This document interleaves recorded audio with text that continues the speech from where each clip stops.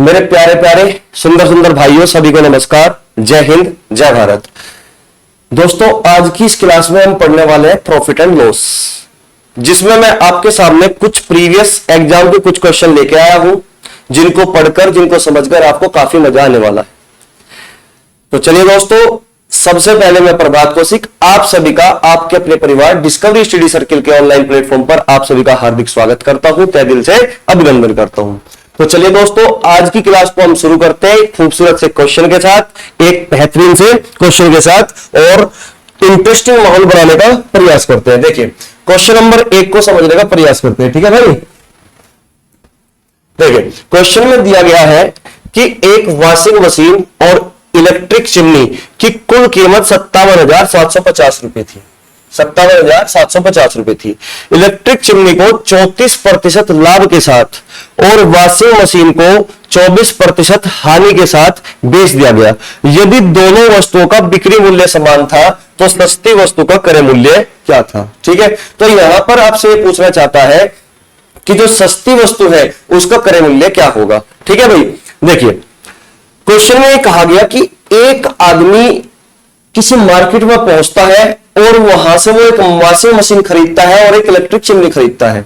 ठीक है, यानी कि दोनों चीजों को खरीदने में उसका जो टोटल इन्वेस्टमेंट था वो था 57,750 रुपए का। ठीक है, इलेक्ट्रिक चिमनी को 34% लाभ और वॉशिंग मशीन को 34% की हानि के साथ बेच दिया गया। ठीक है, तो क्वेश्चन में कहा गया कि दोनों चीजों को खरीदने के बाद दोनों चीजों को बेचा गया, लेकिन एक चीज पर उसको फायदा होता है और एक चीज पर उसको लॉस होता है, यानी कि नुकसान होता है। ठीक है, इलेक्ट्रिक चिमनी को 34% के लाभ पर और वॉशिंग मशीन को 24% की हानि के साथ बेच दिया गया। और सबसे कमाल की चीज दोस्तों इसमें जो दी गई है वो दी गई है कि बिक्री मूल्य, यानी कि दोनों वस्तुओं का बिक्री मूल्य समान है। बिक्री मूल्य का मतलब हुआ कि दोनों वस्तुओं का जो विक्रय मूल्य है, सेलिंग प्राइस है, एसपी है, वो क्या है, यहाँ पे समान है। ठीक है, तो सस्ती वस्तु का क्रय मूल्य क्या था, तो सस्ती वस्तु का क्रय मूल्य क्या था। तो दोस्तों, ऐसे क्वेश्चन को हम करते वक्त हम रेशो की हेल्प लेते हैं, रेशो से हम क्वेश्चन को बनाते हैं। ठीक है,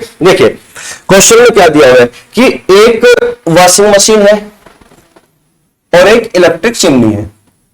ठीक है, एक इलेक्ट्रिक चिमनी है। जब चिमनी को बेचा गया तो इस पर कमाता है आदमी 34% का फायदा। 34% का फायदा, 34% की जो फ्रैक्शन वैल्यू होगी दोस्त वो 17/50 होगी। तो मैं ये कह सकता हूं कि अगर इलेक्ट्रिक चिमनी को 50 रुपए में खरीदा गया होगा तो उस पर 17 रुपए का फायदा होगा। यानी कि अगर हम इलेक्ट्रिक चिमनी को 50 रुपए में खरीदते हैं तो इसका मतलब उसको हम 17 के फायदे पर बेचते हैं। अगर 17 के फायदे पर बेचते हैं दोस्त तो वो 67 रुपए में बिकेगी। तो इसका मतलब 50 और 67 का रेशियो बनेगा इलेक्ट्रिक चिमनी के क्रय मूल्य और विक्रय मूल्य के बीच। ठीक है, क्योंकि जो 34% है दोस्तों, 34% की जो फ्रैक्शन वैल्यू होगी क्या वो 34/100 नहीं होगी। और 34/100 का मतलब अगर मैं इसको 2 से सिंप्लीफाई करता हूं 17 और इसको 2 से सिंप्लीफाई करता हूं 50 तो 17/50। ठीक है दोस्तों, लेकिन अगर आप इतनी कैलकुलेशन को भी लिखोगे दोस्तों तुम हाइट में कहां रह जाओगे मेरे भाई। तो तुम्हें इतनी कैलकुलेशन हमेशा अपने माइंड में करनी पड़ेगी। अगर आप ये चाहते हो कि आप गवर्नमेंट जॉब ले लो और गवर्नमेंट जॉब लेने के बाद आप शादी कर लो, है भाई, क्योंकि कोई भी आदमी गवर्नमेंट जॉब इसलिए ही चाहता है आज के दौर में कि उसकी शादी हो जाए, क्योंकि शादी भी तभी होगी दोस्त जब आपकी गवर्नमेंट जॉब होगी। क्लियर हुई बात। ठीक है, चलिए दोस्तों, तो क्वेश्चन में यह कहा गया कि इलेक्ट्रिक चिमनी को 34% लाभ के साथ, ठीक है, 34% की फ्रैक्शन वैल्यू कितनी होगी, 17/50, यानी कि 50 रुपए की चीज पर हमने 17 रुपए का फायदा कमाया, प्रॉफिट कमाया। तो 17 रुपए की चीज 50 रुपए की चीज हमने 17 रुपए के फायदे पर बेची तो उसका मतलब 67 रुपए में बेची होगी। ठीक है, अब क्वेश्चन में बोला गया कि वॉशिंग मशीन को 24% की हानि के साथ बेच दिया गया। तो 24% की जो फ्रैक्शन वैल्यू होगी वो कितनी होगी दोस्त, 6/25, यानी कि 25 रुपए में अगर आप वॉशिंग मशीन खरीदते हो तो 6 का लॉस कमाओगे। 25 की चीज 6 के लॉस पर बेचोगे। अगर 25 की चीज आप 6 के लॉस पर बेचते हो तो इसका मतलब आपने उस चीज को 19 में बेच दिया। तो वॉशिंग मशीन के सीपी और एसपी का जो रेशियो बनेगा दोस्तों वो 25 से 19 बनेगा। क्लियर हुई बात यहाँ पे। लेकिन इस क्वेश्चन में सबसे कमाल की जो बात दी गई है वो ये दी गई है कि बिक्री मूल्य दोनों वस्तुओं का समान है, बिक्री मूल्य दोनों वस्तुओं का समान है। अगर ये सीपी है और ये एसपी है तो दोनों वस्तुओं का बिक्री मूल्य समान होगा, ये क्वेश्चन में दिया हुआ है। तो आप मुझे बताओ कि क्या यहां पर दोनों वस्तुओं का विक्रय मूल्य समान है? आप कहोगे सर नहीं। तो दोस्तों पूरे मैथमेटिक्स में जब भी दो या दो से अधिक नंबर्स को इक्वल बनाया जाता है तो हम हमेशा लेते हैं एलसीएम, ठीक है। और आप ये देख रहे होंगे कि 19 और 67 दोनों ऐसी संख्या है जिसमें कुछ भी कॉमन नहीं है सिवाय एक को छोड़कर। इसका मतलब दोनों की दोनों संख्याएं कैसी होगी? ये सहभाज्य संख्याएं होंगी, यानी कि कोप्राइम नंबर होंगे। और हम ये जानते हैं कि सहभाज्य संख्याओं का एलसीएम हमेशा उनके प्रोडक्ट के बराबर होता है, गुणनफल के समान होता है, ठीक है दोस्तों। तो इसका मतलब इन दोनों का जो एलसीएम बनेगा वो कितना बनेगा? 19 गुणा 67 बनेगा। कितना बनेगा दोस्त? 19 गुना 67, ठीक है, 19 इंटू 67। तो इसका मतलब क्या होगा? अगर दोनों को आप समान बनाना चाहते हो तो 67 में मल्टीप्लाई करोगे आप 19 की और 19 में मल्टीप्लाई करोगे आप 67 की। अगर वॉशिंग मशीन के विक्रय मूल्य में आप 67 से मल्टीप्लाई करते हो तो इसके क्रय मूल्य में भी आप 67 से मल्टीप्लाई करोगे और इसके इलेक्ट्रिक चिमनी के विक्रय मूल्य में एसपी में अगर आप 19 की मल्टीप्लाई करते हो तो उसके क्रय मूल्य में भी आप 19 की मल्टीप्लाई करोगे, ठीक है। तो इसका मतलब यह हुआ कि यहां पर दोनों वस्तुओं का विक्रय मूल्य समान हो चुका, जो चीज क्वेश्चन में दी गई है कि दोनों वस्तुओं का विक्रय मूल्य क्या है दोस्तों? समान है, ठीक है। तो अगर दोनों वस्तुओं का विक्रय मूल्य समान हो चुका तो आप मुझे बताओ इलेक्ट्रिक चिमनी कितने में खरीदी गई? 19 पंजे 95 में, यानी कि 950, ठीक है। 25 सिक्का 150 यानी कि 1500, 25 सत्ते 175 यानी कि 1500 और 175 कितना होगा दोस्तों? 1675। ये कितना होगा? 1675। तो क्वेश्चन में ये पूछा गया है, कि सस्ती वस्तु का क्रय मूल्य ज्ञात करें, सस्ती वस्तु का क्रय मूल्य ज्ञात करें। तो आप मुझे बताओ सस्ती वस्तु वॉशिंग मशीन है कि इलेक्ट्रिक चिमनी है? भाई इलेक्ट्रिक चिमनी 950 में खरीदी गई और वॉशिंग मशीन 1675 रुपए में खरीदी गई, तो सस्ती वस्तु कौन सी होगी दोस्तों? इलेक्ट्रिक चिमनी होगी। इसका मतलब एग्जामिनर आपसे 950 यूनिट की वैल्यू जानना चाहता है। लेकिन आपको एक बात याद रखनी पड़ेगी, अगर एग्जाम में क्वेश्चन थोड़ा कैलकुलेटिव है तो कहीं ना कहीं एग्जामिनर ने इस क्वेश्चन को आसान बनाने के लिए कुछ ना कुछ सोचा जरूर होगा, ठीक है, जिसको एग्जाम में बैठ के बच्चों को खुद समझना पड़ेगा कि कहीं एग्जामिनर ने कोई रियायत तो नहीं बख्शीश की, ठीक है। तो मैं यहां पे देखता हूं ऑप्शन को, भाई यहां पे 4 ऑप्शन दिखाई दिए होंगे आपको, 26,850, 20,900, 28,875 और 25,850, ठीक है दोस्तों। तो आपसे जानना चाहता है सस्ती वस्तु का क्रय मूल्य क्या होगा? भाई सस्ती वस्तु का क्रय मूल्य क्या होगा? तो सस्ती वस्तु है 950 यूनिट, यानी कि 950 में कहीं ना कहीं प्राइम नंबर यानी कि अभाज्य संख्या 19 छिपा हुआ है। तो इस बात का मतलब यह हुआ कि आंसर जो भी होगा मेरे दोस्त वो 19 का मल्टीपल होगा, 19 से कटने वाली संख्या होगी। तो आप ये देख रहे होंगे कि इन ऑप्शन में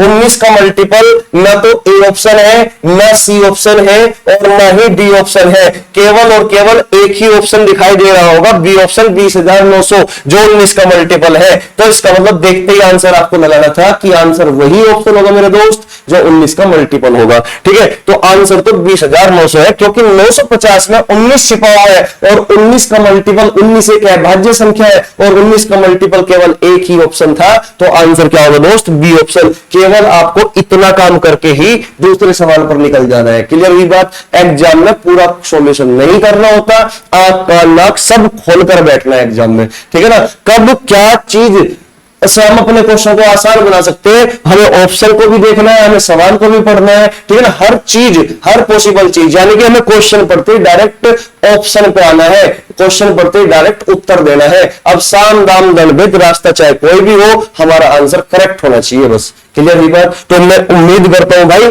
कि आप ये बात समझ चुके होंगे कि किस तरीके से मैंने इस क्वेश्चन को सॉल्व किया। ठीक है, कि आंसर क्या होगा? B option. लेकिन अगर आप सॉल्यूशन करना चाहते हो तो सॉल्यूशन होगा कैसे, समझिए। क्वेश्चन में दिया गया है कि दोनों वस्तुओं को टोटल खरीदा कितने में गया है? 57,750। ठीक है, लेकिन यहां पर कितने रुपए में खरीदा गया है भाई? 1675 प्लस 950, यानी कि टोटल दोनों वस्तुओं का जो क्रय मूल्य होगा दोस्त वो कितना होगा भाई? 2625 यूनिट। 2625 यूनिट।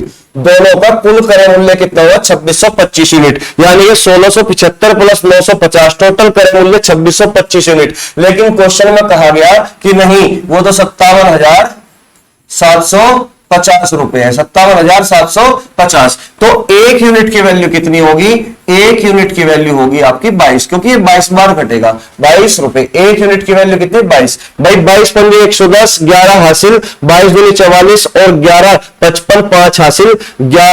कितनी बार? 22 सिक्का 132, 132 और 5 137, 7 हासिल, और 22 दूनी 44 और 13 कितना हुआ? 57। यानी कि एक यूनिट की वैल्यू कितनी हुई दोस्त? 22 रुपए। तो आपसे वो जानना चाहता था 950 यूनिट की वैल्यू। तो 950 यूनिट की वैल्यू, यानी कि 950 गुणा 22, और आपका जो क्वेश्चन का आंसर होगा वो कितना होगा दोस्तों? 20,900। लेकिन मैं ये कहना चाहता हूं आपको इतना काम करने की कोई आवश्यकता नहीं है एग्जाम में। ठीक है, हमें तो केवल ये चेक करना है कि सस्ती वस्तु कौन सी है, इलेक्ट्रिक चिमनी है, 950 यूनिट की वैल्यू जानना चाहता है। इसका मतलब सबसे पहले हम अटैक ऑप्शन पे करेंगे कि ऑप्शन में कहीं ऐसा ऑप्शन तो नहीं है कि जो 19 से पूरा पूरा डिवाइड होता हो। तो हमने 4 ऑप्शन देखते ही बता दिया कि एक ही ऑप्शन केवल ऐसा है जो 19 का मल्टीपल है। तो आंसर क्या होगा? 20,900। तो दोस्त मैं चीज समझा चुका जो आप समझना चाहते थे। ठीक है, मैं उम्मीद करता हूं कि आप इन चीजों को समझ चुके होंगे। ठीक है, तो चलिए दोस्तों नेक्स्ट क्वेश्चन की ओर बढ़ते हैं। Next question, question number 2। ठीक है, देखिए क्वेश्चन में दिया हुआ है कि वस्तु 1 का लागत मूल्य उसे SP1 पर बेचने से हुए लाभ का 6 गुना है। हुए लाभ का कितना? 6 गुना है। ठीक है, वस्तु 2 का लागत मूल्य SP2 पर बेचने से हुई हानि का 3 गुना है। ठीक है, यदि दोनों वस्तुओं का लागत मूल्य समान है, यदि दोनों वस्तुओं का लागत मूल्य समान है तो SP1 तथा SP2 का अनुपात कितना है?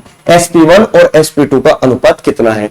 तो क्वेश्चन में यह दिया हुआ है मेरे दोस्त कि हमारे पास 2 वस्तुएं, 2 आर्टिकल है। अगर हम पहली वस्तु को बेचते हैं कितने पर? SP1 पर, तो जो लाभ होता है SP1 पर बेचने पर, जो भी लाभ हुआ तो उसका जो लागत मूल्य होगा वस्तु 1 का, क्रय मूल्य होगा जो भी, वो उस लाभ का 6 गुना होगा। उस लाभ का कितना होगा? 6 गुना होगा। यानी कि मैं डायरेक्ट अगर CP और SP1 का रेशो बनाऊं, अगर डायरेक्ट में CP और SP1 का रेशो बनाऊं दोस्तों, तो मैं ये कह सकता हूं कि अगर आप क्रय मूल्य में प्रॉफिट को ऐड करते हो तो विक्रय मूल्य बनेगा। है भाई, क्रय मूल्य में अगर प्रॉफिट को ऐड करोगे, जोड़ दोगे, तो वो क्या बनता है? विक्रय मूल्य बनता है। तो क्वेश्चन में दिया हुआ है कि अगर SP1 पर बेचते हो, SP1 पर बेचने पर जो लाभ होता है उसका 6 गुना आपका क्रय मूल्य है, उसका 6 गुना आपका क्रय मूल्य है। अगर मैं मान के चलता हूं दोस्त कि 1 रुपए का फायदा हुआ, अगर 1 रुपए का फायदा हुआ तो लागत मूल्य क्या बनेगा? 6 गुना, यानी कि 1 का 6 गुना कितना बनेगा? 6 यूनिट। अगर 1 रुपए का फायदा हुआ तो 6 रुपए पर, 6 रुपए का कोई सामान 1 रुपए के फायदे पर बेचोगे तो इसका मतलब उसको हम कितने रुपए में बेचेंगे भाई? 7 रुपए में। तो SP1 की जो रेशियो बनेगा वो 7 यूनिट बनेगा SP1 का। ठीक है दोस्त।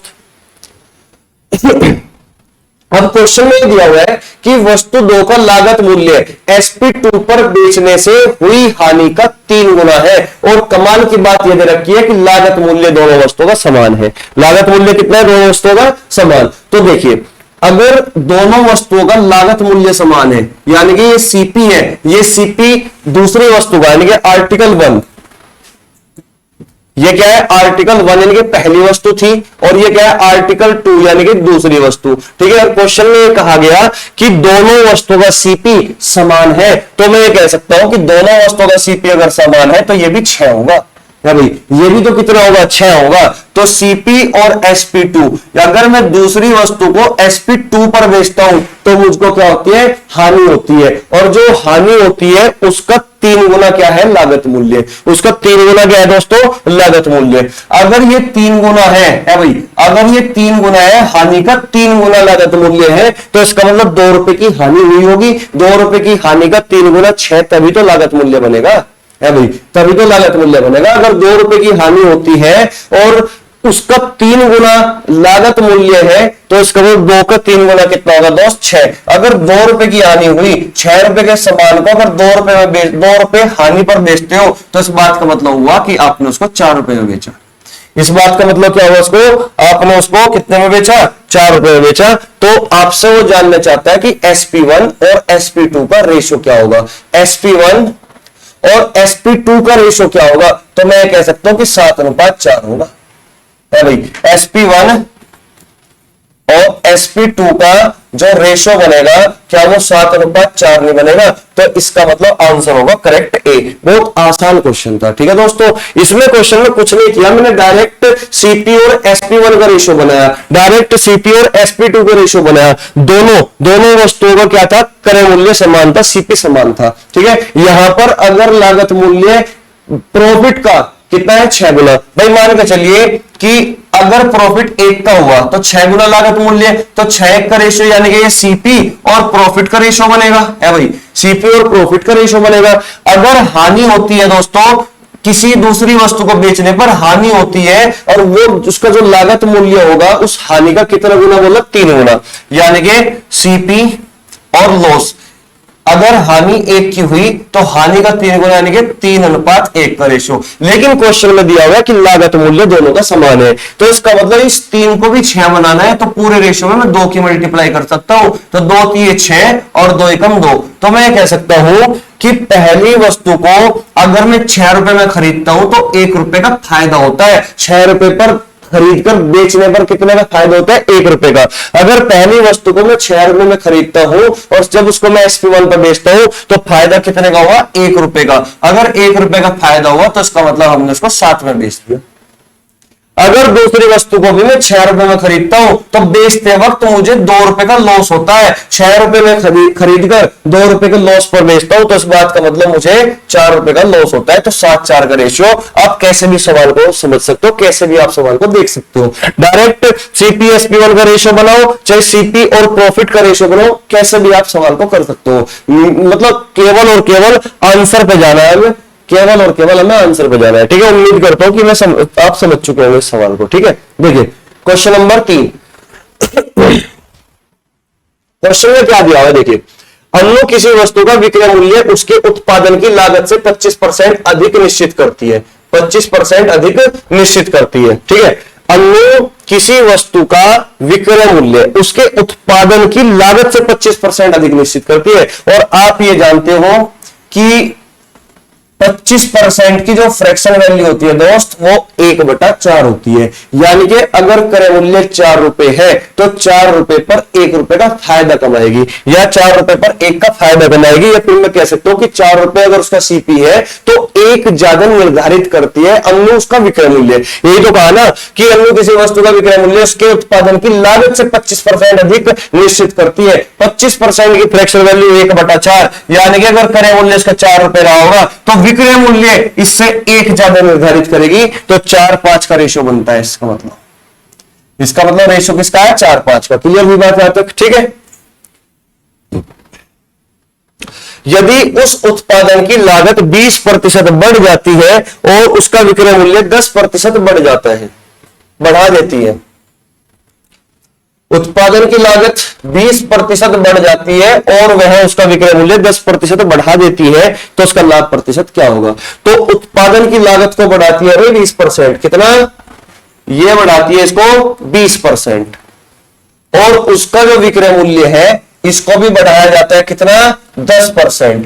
तो अब आपसे पूछना है चाहती है कि उसका लाभ प्रतिशत क्या होगा, उसका लाभ प्रतिशत क्या होगा। तो समझिए दोस्त, आप मुझे एक बात बताओ भाई, 20% की फ्रैक्शन वैल्यू क्या होगी, आप कहोगे 1/5, कितना, 1/5। यानी कि 5 से ये 4 नहीं घटेगा तो मैं अपनी मर्जी से 10 की मल्टीप्लाई कर सकता हूं पूरे रेशो में, ताकि हमारी कैलकुलेशन थोड़ी आसान हो जाए, है भाई। क्योंकि हम ये बात जानते हैं कि रेशियो तो एक ऐसी चीज होती है जिसमें आप किसी भी नंबर से अगर मल्टीप्लाई कर दो तो रेशियो पर कोई फर्क नहीं पड़ता, है भाई। रेशियो पर कोई फर्क नहीं पड़ेगा। तो मैं पूरे रेशियो में 10 की मल्टीप्लाई कर देता हूं, तो ये 40 और 50, तो 40-50 में रेशियो आज भी 4-5 की है, रेशियो नहीं बदलेगा कभी भी, बस लिखने का तरीका बदलेगा। ठीक है दोस्त, अब समझिए कि 20% की फ्रैक्शन वैल्यू कितनी, 1/5, तो इसका मतलब 40 का 1/5 यानी कि 8 का 8 ज्यादा बढ़ा दिया, यानी कि 8,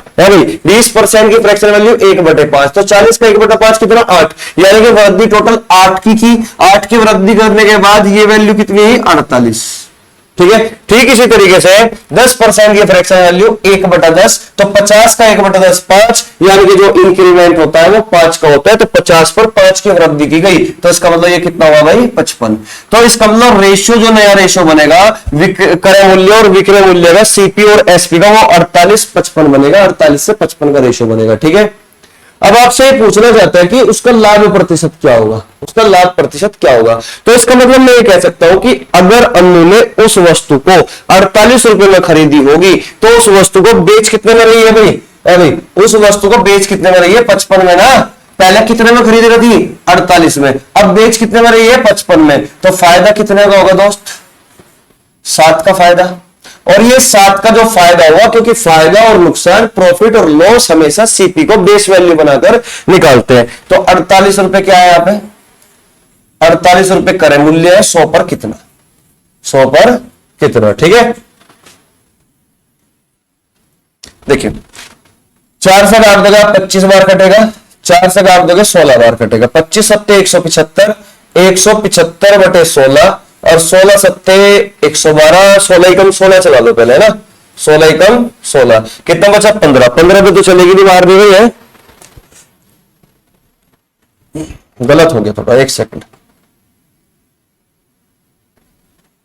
देखिए फायदा कितने का हो दोस्त, 7 रुपए का, और फायदा ये क्रय मूल्य पर काउंट करोगे, यानी कि 48 रुपए पर 7 का फायदा, 100 पर कितना। ठीक है, अब इसको सिंप्लीफाई करो। ठीक है, अब ध्यान दो भाई, 4 एकम 4, 4 दूनी 8, 4 से काटते हैं कितने बार, 25 बार, 25 सत्ते 175, और तो सिंप्लीफाई नहीं कर सकते ना, तो 175 बटे कितना, 12, तो 12 की मारने चला दो 175 पर, 12 एकम 12, कितना बचा दोस्त, 55, तो 12 चौक 48, तो आंसर होगा 14 पॉइंट समथिंग। तो ना तो आंसर ये हो सकता, ना आंसर बी ऑप्शन हो सकता, ना आंसर सी ऑप्शन होता, डी ऑप्शन आंसर है, 14.6% अप्रोक्सीमेट। ठीक है ना दोस्त, तो इतना काम आपको करना था इस क्वेश्चन में। जैसे जैसे क्वेश्चन में कहा गया वैसा वैसा काम करते चलना है। ठीक है, हमेशा अकॉर्डिंग टू लैंग्वेज काम करना है, जैसे जैसे क्वेश्चन में कहेगा काम वैसा वैसा करते जाओ, आंसर तो अपना आप निकलेगा झक मार के। क्लियर ये बात क्या तक, ठीक है, तो समझिए दोस्तों आगे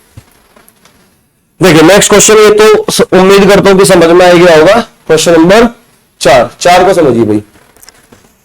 देखिए भाई क्वेश्चन में दिया हुआ है कि एक लड़का 1 रुपए प्रति दर से टॉफियां खरीदने के लिए 20 रुपए खर्च करता है। 1 रुपए प्रति दर से टॉफियां खरीदने के लिए 20 रुपए खर्च करता है। इसका मतलब यह हुआ कि टॉफी की जो वैल्यू होगी, टॉफी की जो कीमत होगी वो 1 रुपए की 1 है। अगर 20 रुपए खर्च करेगा, 1 रुपए की 1 टॉफी के लिए 20 रुपए खर्च करेगा, इसका मतलब क्या होगा कि 20 रुपए में वो 20 टॉफी खरीदेगा, है भाई, 20 रुपए में वो 20 टॉफी खरीदेगा। इसका मतलब यही तो होगा कि 20 टॉफी कितने में खरीदेगा, 20 टॉफी खरीदता है वो 20 रुपए में। अगर 20 टॉफी 20 रुपए में खरीदता है तो अगले दिन वह प्रति टॉफी पर 50 पैसे की छूट के साथ 40 रुपए की कुछ टॉफियां खरीदता है। अगले दिन क्या होगा, वह 50 पैसे की छूट के साथ 40 रुपए की कुछ टॉफियां खरीदता है। प्रत्येक टॉफी का औसत मूल्य पैसों में क्या होगा। ठीक है, तो जब वो अगले दिन जाता है उसी शॉप पर, उसी दुकान पर, तो वहां पर जो 1 रुपए वाली टॉफी थी उस पर प्रत्येक टॉफी पर 50 पैसे का डिस्काउंट था। यानी कि जो कल तक टॉफी 1 रुपए की बिक रही थी, 1 रुपए की 1 मिल रही थी, लेकिन आज प्रत्येक टॉफी पर 50 पैसे का क्या है, डिस्काउंट है। ठीक है, यानी कि 1 रुपए वाली टॉफी अब उसको 50 पैसे में पड़ने लगी, यानी कि एक टॉफी की जो मूल्य, एक टॉफी की जो कीमत होगी वो 50 पैसे होगी। अगर एक टॉफी की कीमत 50 पैसे है और वो कुछ टॉफियां खरीदता है 40 रुपए खर्च करने के बाद, तो आप मुझे बताइए कि 40 रुपए अगर खर्च करता है और एक टॉफी की कीमत 50 पैसे है, तो टॉफियां कितनी आई होगी? भाई 80 आई होगी ना। कितनी आई होगी? 80 टॉफियां। तो 80 जो टॉफी आई होगी, भाई 80 जो टॉफी आई होगी, 80 टॉफी आई होगी, वो कितने रुपए में आई होगी? 40 रुपए में। तो टोटल कितनी टॉफी खरीदी गई? 20 और 80 कितनी? 100 टॉफी। तो मैं ये कह सकता हूं कि 100 टॉफी खरीदने में उसको कितने रुपए का खर्च करना पड़ेगा, कितना इन्वेस्टमेंट करना पड़ेगा? 60 रुपए का। तो 100 टॉफी को खरीदने में उसने किया 60 रुपए का इन्वेस्टमेंट। तो एक टॉफी को खरीदने में 60 बटा 100 रुपए का है भाई, 60 बटा 100 इतने रुपए का इन्वेस्टमेंट, यानी कि मैं ये कह सकता हूं कि एवरेज जो कीमत होगी वो 60 बटा 100 रुपए में होगी। ये रुपए में है दोस्त, लेकिन क्वेश्चन में पूछा गया पैसों में। तो 1 रुपए में 100 पैसे होते हैं, तो 100 की जैसे ही आप मल्टीप्लाई करोगे तो 100 से 100 कटेगा। तो मैं ये कह सकता हूं कि एवरेज जो कीमत होगी एक टॉफी की वो 60 पैसे होगी। कितनी होगी? 60 पैसे, जो कि बी ऑप्शन है। और मैं उम्मीद करता हूं कि आप मेरी बात को समझ चुके होंगे। ठीक है, तो नेक्स्ट क्वेश्चन की ओर बढ़ते हैं। अगर फिर भी कुछ चीज अधूरी रह जाती है, कुछ चीज समझ में नहीं आई, तो रिपीट करके आप इस चीज को देख सकते हो वापस। ठीक है ना, आसान क्वेश्चन था। ठीक है, मिसलेनियस क्वेश्चन चल रहे हैं, हर बार एक नया क्वेश्चन आपको देखने को मिल रहा होगा। ठीक है, नेक्स्ट क्वेश्चन, क्वेश्चन नंबर 5। देखो दोस्तों, एक व्यक्ति ने 34 रुपए में 8 की दर से संतरे खरीदे। भाई क्वेश्चन में क्या लिखा हुआ है? 34 रुपए में 8 की दर से संतरे खरीदे। तो आप मुझे एक बात बताइए, अगर 34 के 8 खरीदता है तो 17 के 4 खरीदे होंगे? है भाई, मैंने इसको सिंपलीफाई कर दिया डायरेक्ट कि 34 के 8 खरीदता है तो 17 के वो कितने खरीदेगा? 4 खरीदेगा ना। 17 रुपए के कितने खरीदेगा भाई? 4 खरीदेगा। इसका मतलब क्लियर हुई बात। अब क्वेश्चन में दिया हुआ है कि उन्हें 57 रुपए में 12 की दर से बेचा। 57 रुपए में 12 की दर से बेचा। अगर 57 रुपए के वो 12 बेचता है तो इसका मतलब क्या होगा? 3 से इसको काट दो, 3 से इसको काट दो, तो इसका मतलब 19 रुपए के वो 4 बेचता होगा। है भाई, 19 रुपए के कितना बेचे होंगे? 4 बेचे होंगे। भाई सिंपल सी बात है ना, 34 रुपए के 8 की दर से अगर खरीदेगा तो इस बात का मतलब होगा 17 के वो 4 खरीदेगा। और अगर 57 रुपए के 12 बेचेगा तो इस बात का मतलब क्या होगा कि 19 के उसने 4 बेचे होंगे। यहां तक आप मेरी बात को समझ पाए कि नहीं समझ पाए? मुझे उम्मीद है कि आप बिल्कुल समझ पाए होंगे। ठीक है ना, तो 17 के अगर 4 खरीदता है तो 19 के वो 4 बेचता है। तो आप मुझे एक बात बताओ, क्या यहां पर क्वांटिटी सेम है कि 17 के 4 लाया, 19 के 4 बेचे? 17 के 4 लाया तो 19 के 4 बेचे। तो 17 रुपए की कोई चीज खरीदी तो 19 के बेचेगा। तो फायदा कितने का कमाएगा भाई? 2 यूनिट का। फायदा कितने का कमाया? 2 यूनिट। तो फायदा उसको मिलता है 2 यूनिट। लेकिन क्वेश्चन में यह कहा गया कि तदनुसार 45 रुपए का लाभ कमाने के लिए उसने कुल कितने संतरे बेचे? अरे जितने उसने खरीदे होंगे उतने ही तो बेचे होंगे ना मेरे भाई, जितने उसने खरीदे उतने बेचे होंगे। तो 2 यूनिट का फायदा हुआ, लेकिन क्वेश्चन में कहा गया 45 रुपए का। तो 2 यूनिट 45 के बराबर है, तो कितने संतरे उसने बेचे? जितने खरीदे उतने ही बेचे, तो 4 यूनिट बेचे। इसका मतलब है भाई कितने बेचे? 4 यूनिट। तो 4 यूनिट की वैल्यू जानना चाहता है आपसे वो।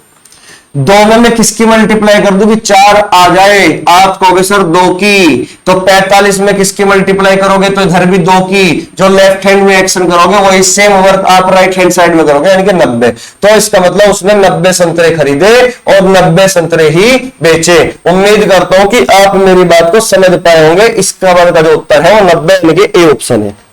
सिंपल इस तरीके से ऐसे क्वेश्चन को आपको करना है। ठीक है दोस्त, ठीक है। रिपीट करना चाहो, देखिए रिपीट करना चाहता हूं मैं इसको, देखो दोबारा समझिए। 34 रुपए में 8 की दर से संतरे खरीदे। अगर 34 के 8 की दर से खरीदता है तो इस बात का मतलब होगा कि 17 रुपए के 4 खरीदे। 2 से इसको काट दिया, 2 से इसको काट दिया। क्लियर हुई बात? 57 रुपए के 12 की दर से बेचे तो इसका मतलब 19 के 4 बेचे। तो नंबर ऑफ आर्टिकल्स यानी कि क्वांटिटी यहां पे ऑलरेडी सेम है कि 4 खरीदे 4 ही बेचे। क्लियर हुई बात? तो 4 खरीदे 4 ही बेचे, इसका मतलब 4 पर उसने फायदा कितना कमाया मेरे दोस्त? 2 रुपए का। लेकिन क्वेश्चन वाला कह रहा है कि फायदा तो उसने 45 का कमा लिया, तो 2 यूनिट ही 45 के बराबर है इसका मतलब।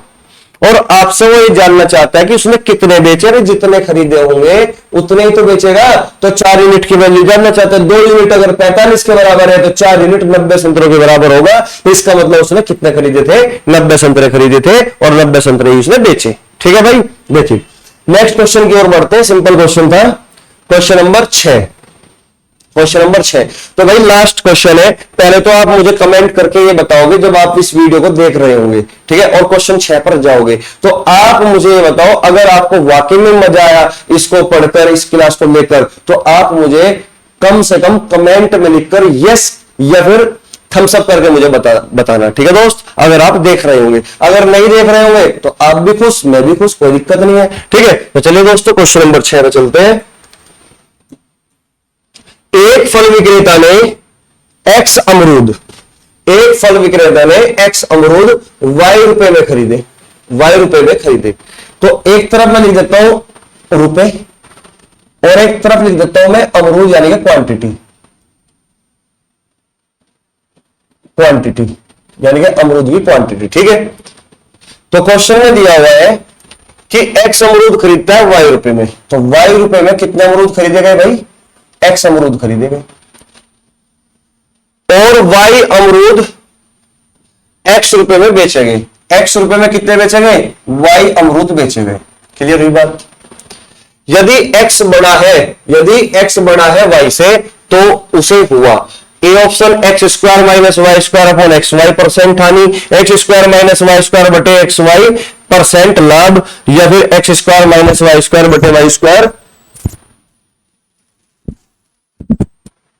वाई स्क्वायर हानि, x square minus y square बटे वाई स्क्वायर लाभ। समझिए दोस्तों, बहुत जल्दी से क्वेश्चन को करना है। ठीक है, अब ध्यान दो एक बात का, भाई यहां पे एक बात ध्यान दो। ठीक है, समझिए। हेलो हेलो हेलो हेलो, आवाज आ रही है? हेलो, देखिए भाई, हमें इस क्वेश्चन में कुछ नहीं करना। हमें केवल और केवल जब भी इस टाइप का क्वेश्चन आपको दिखाई दे कि परसेंट हानि होगी या परसेंट लाभ होगा, तो आप हमेशा क्रॉस प्रोडक्ट करोगे अगर परसेंट लाभ या परसेंट हानि की बात करेगा। ठीक है ना, या फिर आपको को सीपी और एसपी का रेशो डायरेक्ट निकलेगा कैसे, मैं वो भी बता दूंगा कि निकलता क्यों है, हम क्रॉस प्रोडक्ट करते क्यों है। ठीक है, अगर आप शुरुआत भी हमेशा इधर से करना है, आपको हमेशा याद रखना, तो y की मल्टीप्लाई वाई स्क्वायर में करोगे तो ये डायरेक्ट आपको वाई स्क्वायर यानी कि क्रय मूल्य मिलेगा। और अगर आप x की मल्टीप्लाई x में करोगे तो आपको एसपी मिलेगा यानी कि एक्स स्क्वायर। और आप ये बात जानते हो कि यहां पर x बड़ा है y से, अगर x बड़ा है y से तो x स्क्वायर भी क्या होगा, y से बड़ा होगा, x स्क्वायर भी y स्क्वायर से बड़ा होगा। क्लियर हुई बात यहां पे? ठीक है, तो यानी कि मैं ये कह सकता हूं कि अगर कोई आदमी y स्क्वायर में कोई वस्तु खरीदता है और उसको x स्क्वायर में बेचता है तो उसको फायदा होगा मेरे दोस्त, क्योंकि x की वैल्यू बड़ी है y से। ठीक है, तो फायदा हुआ कितना, फायदा हुआ उसको x स्क्वायर माइनस के y square, x square minus के वाई स्क्वायर। और जो प्रॉफिट होता है वो हमेशा सीपी पर ही काउंट किया जाता है, और सीपी कितना है, वाई स्क्वायर। सीपी कितना है, वाई स्क्वायर। तो x square minus y square बटे वाई स्क्वायर, ये परसेंट इतनी उसको क्या होता है, फायदा होता है, लाभ होता है। इतना परसेंट उसको क्या होता है, फायदा। क्योंकि परसेंट लगाने के लिए हम 100 से मल्टीप्लाई करते हैं, तो अगर मैंने परसेंट लगाया तो इस बात का मतलब क्या हुआ कि इसमें हमने 100 से मल्टीप्लाई कर दी एक्स स्क्वायर माइनस के वाई स्क्वायर बटे वाई स्क्वायर। इसका मतलब डी ऑप्शन इसका करेक्ट आंसर होगा। इतना काम आपको करना पड़ेगा। लेकिन ये क्रॉस प्रोडक्ट मेथड है, ये हम क्यों बता रहे हैं, ये बात को है भाई। वाई रुपए की एक्स वस्तुएं, वाई रुपए की एक्स वस्तुएं खरीदी तो एक वस्तु की कीमत कितनी होगी मेरे भाई, एक वस्तु की कीमत वाई बटा एक्स नहीं हो जाएगी। यानी कि हम हमेशा एक वस्तु पर काम करते हैं हमारे भाई, या भाई समझ रहे बात को। ठीक है, वाई रुपए की अगर एक्स वस्तुएं खरीदता है, एक्स अमरूद खरीदता है, तो एक अमरूद वाई बटा एक्स का खरीदा होगा, तो ये डायरेक्ट सीपी आया। और अगर x रुपए के y अमरूद बेचे तो इसका मतलब क्या होगा, इसका मतलब होगा कि उस आदमी ने x रुपए के अगर y अमरूद बेचे तो एक अमरूद बेचेगा वो x बटा y के। और हम ये बात अच्छे से जानते हैं, भली बात ही जानते हैं कि रेशो कभी भी फ्रैक्शन की फॉर्म में नहीं लिखा जाता। अगर फ्रैक्शन की फॉर्म में नहीं लिखा जाता तो उसको इंटीजर फॉर्म में लिखने के लिए हम डायरेक्ट इस तरीके से मल्टीप्लाई करते हैं, वाई स्क्वायर और एक्स स्क्वायर। तो यहां से डायरेक्ट हमें क्या मिला, y square ratio x square. तो डायरेक्ट सीपी और एसपी का रेशियो मिला। अगर हम ये बात पहले से ही जानते हैं तो डायरेक्ट यहां से ही नहीं क्रॉस प्रोडक्ट कर लगे, डायरेक्ट सीपी और एसपी का रेशियो हमें यहां से ही मिल जाएगा। हमें इस तरीके से लिखने की कोई आवश्यकता ही नहीं पड़ने की। लेकिन ये इंफॉर्मेशन हमें पता होनी चाहिए नॉलेज के लिए।